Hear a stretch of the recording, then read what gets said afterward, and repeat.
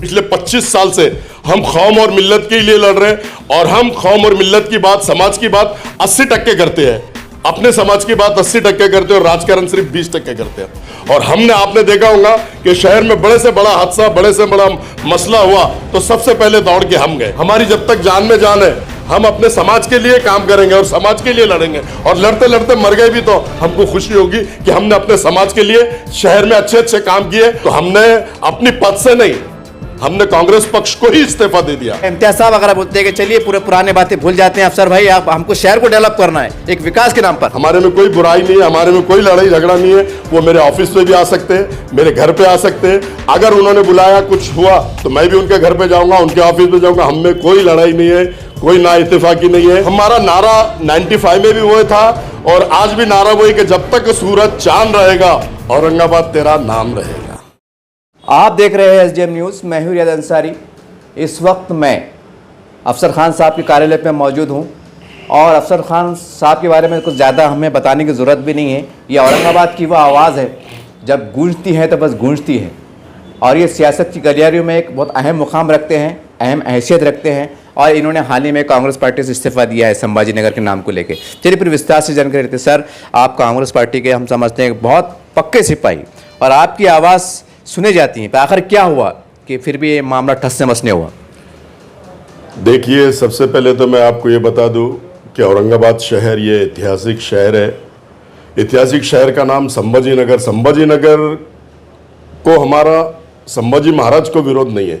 इन्होंने अगर रखना है तो कोई एक छोटे से एरिया का नाम रखना चाहिए, एयरपोर्ट का नाम रखना चाहिए, रेलवे स्टेशन का नाम रखना चाहिए। लेकिन औरंगाबाद एक ऐतिहासिक नाम है, इसको अगर चेंज करके संभाजी नगर अगर रख रहे हैं तो इसको हमारा विरोध है। हम जब कारपोरेशन में 95 में चुनकर आए थे तो वहां पर इन्होंने प्रस्ताव रखा था। इन्होंने प्रस्ताव, हमने विरोध करने के बाद में भी इन्होंने प्रस्ताव मंजूर किया और हमने एक नारा दिया था, जब तक सूरज चांद रहेगा औरंगाबाद तेरा नाम रहेगा। ये हमने सभागृह के अंदर नारा दिया था। आज भी आप एजेंडा उठाकर देख सकते हैं। 95 से लेके आज तक हम औरंगाबाद के फेवर में है। औरंगाबाद के फेवर में हजारों लाखों लोग औरंगाबाद नाम के फेवर में है और हम भी उनके साथ उसके फेवर में। उसके बाद हम मुश्ताक अहमद सुप्रीम कोर्ट में गए थे, उसके ऊपर स्टे लिया था। आज देख लो आप, 25 साल से 28 साल हो गए, आज तक नामकरण चेंज हुआ नहीं और इंशाअल्लाह भविष्य में भी कभी होगा नहीं, क्योंकि ये ऐतिहासिक शहर है, शहर है औरंगाबाद। और ये औरंगाबाद बल्कि औरंगाबाद के नाम से पूरे वर्ल्ड में फेमस है। आप देख लेंगे वर्ल्ड के नकाशे में, हिंदुस्तान के नकाशे में औरंगाबाद के नाम से जाना जाता है। आज पूरे वर्ल्ड में औरंगाबाद का है तो इसकी पहचान है। बेबी का मकबरा, पानचक्की, एलोरा, अजंता, ये पूरे वर्ल्ड के लोग, पूरे वर्ल्ड से लोग औरंगाबाद के नाम से आते हैं। संभाजी नगर बोले तो कल लोग कंफ्यूज हो जाएंगे कि संभाजी नगर है कहाँ, क्यों? तो हम ये चाहते हैं और जो लोग संभाजी नगर करना चाहते हैं उनको भी मैं बताना चाहता हूं कि हाँ, और हम सब मिलकर इसका नाम औरंगाबाद रखें, क्योंकि पूरे वर्ल्ड में फेमस है। ये एक टूरिस्ट प्लेस है, वर्ल्ड से लोग यहां पर देखने के लिए आते हैं। तो मैं अपनी पार्टी को, नाकाम रही, महाविकास आघाड़ी में हमारी पार्टी थी, उन्होंने हो सकता वन साइड उन्होंने मंजूर किया होगा, उनका इख्तियार है, उनके पावर्स है। यहां भी वन साइड महापौर ने, हमारे सबके इतना विरोध के बाद में भी महापौर ने मंजूर किया था, मंजूर हो गया। लेकिन स्टेट गवर्नमेंट में मंजूर होना इसका यह मतलब नहीं कि उसका नाम संभाजी नगर हो गया, बिल्कुल नहीं। अभी यहां से सेंटर जाएगा, सेंटर में भी वहां बहस होगी, काफी लोग विरोध करेंगे उसके। अगर उन्होंने उसको भी पास करे तो फिर हाई कोर्ट है हमारे पास, सुप्रीम कोर्ट है। कानूनी लड़ाई जैसा 95 में मुश्ताक अहमद हमने सबने मिलकर लड़े थे, वैसी लड़ाई एक बार फिर कानूनी लड़ाई लड़ेंगे। हमारे देश में भारत रत्न डॉक्टर बाबा साहब अंबेडकर ने संविधान दिया और कोर्ट पे हमको भी भरोसा है, सारे हिंदुस्तान को भरोसा है। और मैं समझता हूं कि कोर्ट औरंगाबाद के हित में ही फैसला देगा, ऐसा मैं समझता हूं।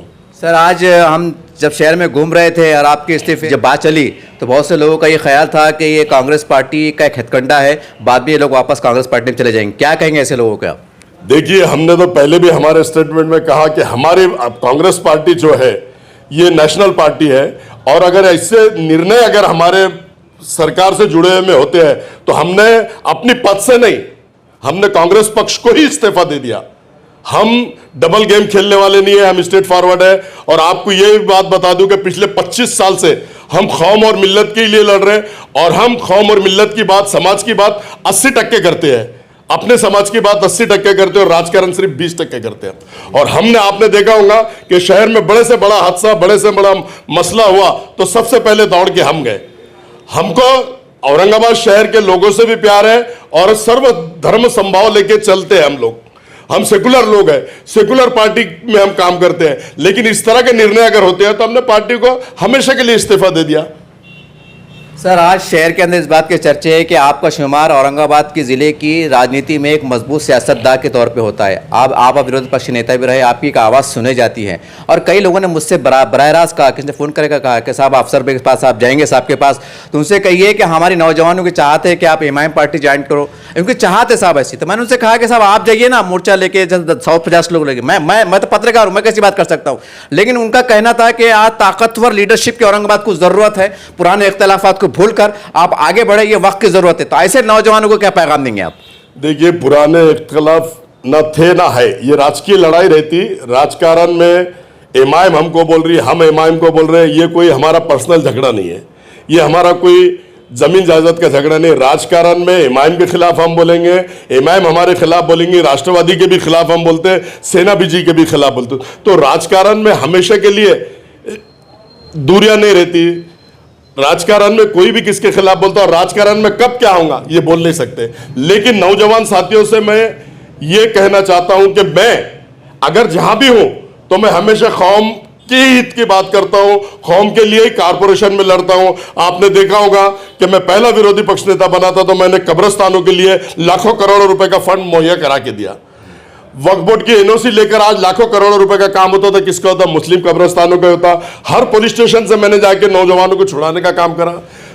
अगर कोई मंदिर मस्जिद का झगड़ा हो रहा तो हमने छुड़ाने का काम किया। हम कौम और मिल्लत के लिए ही पैदा हुए और कौम और मिल्लत के लिए ही लड़ते लड़ते लड़ते हमारी जब तक जान में जान है हम अपने समाज के लिए काम करेंगे और समाज के लिए लड़ेंगे। और लड़ते लड़ते मर गए भी तो हमको खुशी होगी कि हमने अपने समाज के लिए शहर में अच्छे अच्छे काम किए और आने वाले समय में भी हम अपने समाज के लिए अच्छे अच्छे ही काम करेंगे जब तक कि हम हैं, ये मैं आपको गवाही देता हूं। सर, आज औरंगाबाद शहर में कई नामचीन लोग हैं, मैं उनका नाम लेना अभी वक्त पे अभी नाम लेना मुनासिब नहीं समझता। उनका कहना था कि हम सब मिल के वहाँ पर अफसर भाई के पास जाएंगे और कुछ इसमें जो इमाम के भी कुछ है लोग, मतलब जो चाहने वाले उनकी जिम्मेदार बोलिए, मतलब जो वार्ड सतह पे होते हैं, कि हम चाहेंगे कि अफसर भाई को हम इमाम में लाएँ, इम्तियाज़ साहब की आपकी मीटिंग करेंगे, ये हम बिल्कुल करा के रहेंगे। ये उनका जुनून मैंने देखा साहब, उनका नाम बोलना मुनासिब नहीं समझता। वो एक नौजवान तबका है बहुत बड़ा। तो अगर आपको आखिर ऑफर आता है या इम्तियाज साहब अगर बोलते हैं कि चलिए पूरे पुराने बातें भूल जाते हैं अफसर भाई, आप हमको शहर को डेवलप करना है एक विकास के नाम पर। देखिए, जिस दिन हमारे पास मैयत में खासदार इम्तियाज जलील आए उसी दिन उन्होंने बोला कि आप मेरे बड़े भाई हैं। तो मैंने बोला मैं बड़ा भाई हूं और उसी दिन मैंने भूल दिया। अब हमारे में कोई दूरियां नहीं है, हमारे में कोई मतलब राजकीय भी मतभेद नहीं है। वो अपनी जगह खुश है, मैं अपनी जगह खुश हूं और हमारे में मतभेद है ही नहीं। ये लोगों की अगर सोच है कि हमारे में मतभेद है, इमाम से मेरे को नफरत है या इमाम के मैं खिलाफ रहता हूं, ऐसा नहीं। वो अपने पक्ष की बाजू मानते हैं और मैं अपने पक्ष की बाजू मानता हूं और मैं जिस भी पक्ष में रहता हूं पूरी शिद्दत के साथ, पूरी ईमानदारी के साथ उस पक्ष का काम करता हूं। और मैं कभी भी अपने पक्ष से गद्दारी नहीं करता। चाहे मैं कांग्रेस में था, मैंने इस्तीफा दे दिया, आने वाले समय में मैं कहां जाऊंगा, कौन से पक्ष में जाऊंगा, ये आज नहीं बोल सकता, क्योंकि मेरे भी एक शहर में कार्यकर्ता है, मित्र मंडल के लोग हैं। अगर कोई मुझे ऐसी ऑफर आती है तो मैं अपने लोगों से भी डिस्कस करूंगा और वो लोग अगर बोलते हैं आते हैं तो उसके ऊपर मैं सोचूंगा। मेरी कोई किसी से लड़ाई नहीं है, ना मैं कोई पक्ष के खिलाफ नहीं हूं, मैं मुद्दे की लड़ाई लड़ता हूं और मैं जो पक्ष में हूं पूरी ईमानदारी के साथ, पूरी शिद्दत के साथ उस पक्ष का काम करता हूं। जब आपने देखा होगा जब खासदार की इलेक्शन इम्तियाज जलील लड़ रहे थे तो मेरे ऑफिस में आए, मैंने उनको चाय पिलाया, मैंने उनको नाश्ता करवाया, मैंने उनको केक खिलवाया, सबको लोग नमाज मेरी मस्जिद में पढ़े यहाँ बाजू के। लेकिन मैंने बोला कि मैं अपने पक्ष का काम करता हूं और मैं अगर उनको बोलूं कि कल मेरे पक्ष का काम करो तो वो कर नहीं सकते। हर एक का अपना अपना पक्ष होता है, हर एक की अपनी अपनी जिम्मेदारी होती है। वो अपनी जिम्मेदारी निभाते हैं इम्तियाज जलील, मैं अपनी जिम्मेदारी निभाता हूं। और अगर मैं हाँ वो तुम्हारा काम कर रहा हूं बोले तो मेरे से ये होगा नहीं, मैं गद्दारी करता नहीं। जिस पक्ष में भी रहूंगा ईमानदारी से पूरा खरा उतर के काम करता हूं, बेलौस काम करता हूं। आज तक के मैंने जितने भी काम किया बेलौस काम किया। आज देखिए ना, आप कलेक्टर ऑफिस होने दो, तहसील ऑफिस होने दो, महानगर पालिका होने दो, कोई भी शहरिया ने औरंगाबाद का पुलिस स्टेशन नहीं, मैंने ग्रामीण के पुलिस स्टेशन में भी जाके अपने बच्चों की बाजू मांडा और अपने बच्चों को न्याय और हक दिलाया। मैं वो शख्स हूं।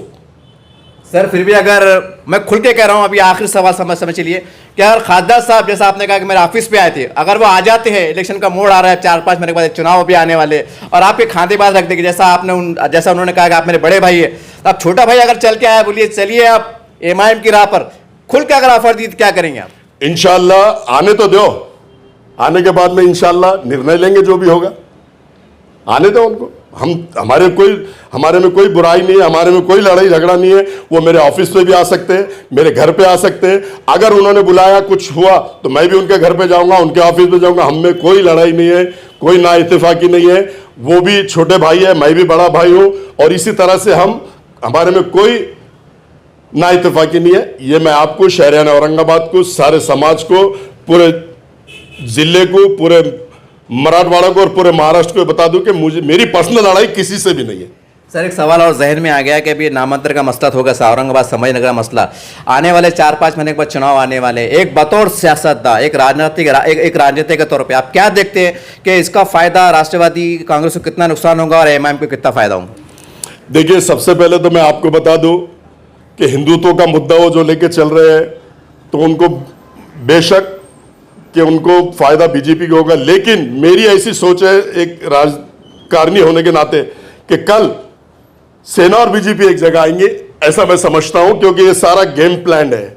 गेम प्लान करके सेना और बीजेपी एक जगह आएंगे, ऐसा मैं समझता हूं। और फायदा वो अपने फायदे के लिए, हिंदुत्व के मुद्दे के लिए एक जगह आने की वो सोच रहे हैं। और लेकिन जैसा आपने कहा कि संभाजीनगर, हमारा नारा 95 में भी वो था और आज भी नारा वही कि जब तक सूरज चांद रहेगा औरंगाबाद तेरा नाम रहेगा। सर आज शहर में एक चर्चा और भी हुई, एक सवाल जहन में आ गया कि औरंगाबाद की जो लड़ाई है, संभाजीनगर के नाम की जो भी लड़ाई है, कि अगर राजनीतिक पार्टी अगर आती है तो उसमें कहीं ना कहीं एक छोटापन बड़ापन का मसला भी आ जाता है। तो क्यों ना फिर इसकी लड़ाई एक जो है तो उलमा इकराम लड़े और तमाम कांग्रेस है, राष्ट्रवादी है, एमआईएम है, समाजवादी है, जो भी अन्य पार्टियां है, सब उनके बैनर तले चले। इसके बारे में आप क्या कहेंगे खुलकर? देखिए, इससे पहले भी मैंने बोला कि कांग्रेस क्या कर रही, राष्ट्रवादी क्या कर रही, एमआईएम क्या कर रही, और अनेक पार्टी, समाजवादी क्या कर रही, या समाज क्या कर रहा। मैंने बोला कि सब एक जगह एकजुट, एक जान बनकर ये लड़ाई लड़ना पड़ेगी। ये राजकीय लड़ाई नहीं, ये हमारे अस्मिता का सवाल है, हमारे शहर के नाम का सवाल है। तो सब एक जगह आके लड़े, सब एक दूसरे को सपोर्ट करें, हम हमेशा तैयार है। और कौम और मिल्लत के लिए और शहर के नाम के लिए तो बढ़ चढ़ के हम हिस्सा लेंगे। पहले भी 95 में भी लिया, आज भी लिया। जिसको भी जहां भी जरूरत है हमको बुलाइए, जो भी हमसे होता है हम करने के लिए तैयार है बाखूबी। और सब एक जगह आते हैं तो हम वहां भी बैठने के लिए तैयार है। हमारे को कोई किसी से बुराई नहीं है, हमारी ना किसी पक्ष से लड़ाई है, ना हमारी किसी राजनीति से लड़ाई है, ना हमारी पर्सनल किसी से लड़ाई है, ना हमारी कोई जमीन जायदाद की लड़ाई है, ना पैसे धेले की लड़ाई है। राज की लड़ाई, जब तक के राजकारण में राज की लड़ाई लड़ते रहेंगे, कोई हमारे खिलाफ बोलेगा, हम उसके खिलाफ बोलेंगे, चाहे वो कोई भी पार्टी हो। हम जिस पार्टी में रहते हैं पूरी ईमानदारी के साथ, पूरी शिद्दत के साथ काम करते हैं, ये मैं आपसे कहना चाहता हूं। ये थे अफसर खान साहब। और औरंगाबाद के लोगों को बड़ा इसरार था, अफसर खान साहब बड़े बेबाक बोलते हैं, आप भी बड़ा बेबाक खुल के पूछते हैं, बड़ा इसरार था। तो जनता की इसरार पे मैं यहाँ पर चले आया, साहब से खुलकर बात किया। और ये भी इसरार था कि साहब एमआईएम में आए। अब मैं एक पत्रकार हूँ, मैं किसी का नुमाइंदा तो नहीं हूँ, लेकिन साहब ने बहुत खुलकर कहा है कि खासदार साहब से मेरे कोई से दुश्मनी नहीं है, कोई रंजिशें नहीं है। हमारी जो आपसी मतभेद था वो एक सियासी था। तो उम्मीद करते हैं कि आने वाले औरंगाबाद शहर में जनता में चर्चा है कि यहाँ की मुस्लिम लीडरशिप मजबूत हो, ताकि हम मिलजुल कर आगे बढ़े और शहर को अमन रखे और यहाँ का विकास का काम हो, डेवलपमेंट का काम हो। और यकीनी तौर से जैसा जनता में चर्चा चल रही है कि अफसर खान साहब अगर एमआईएम के साथ जुड़ जाते हैं तो यकीनी तौर से इसके असरात पूरे औरंगाबाद जिले पे नहीं, पूरे महाराष्ट्र पे, पूरे मराठवाड़े पे पड़ेंगे। क्योंकि वो आवाज़ है जो कहने की सुने जाती है, इनका अपना दबदबा है। और जैसा खासदार साहब को कई हजारों संख्या में चाहने वाले हैं, इनके भी नौजवान चाहने वाले हैं। तो खैर मैं तो किसका नुमाइंदा नहीं हूं, मैं जनता की तर्जुमानी कर रहा हूं। तो उम्मीद करते हैं कि आने वाले समय में शायद औरंगाबाद में महानगर पालिका को हो सकता है कि अफसर खान साहब एमआईएम का एक बड़ा ताकतवर चेहरा सामने उभर के आए।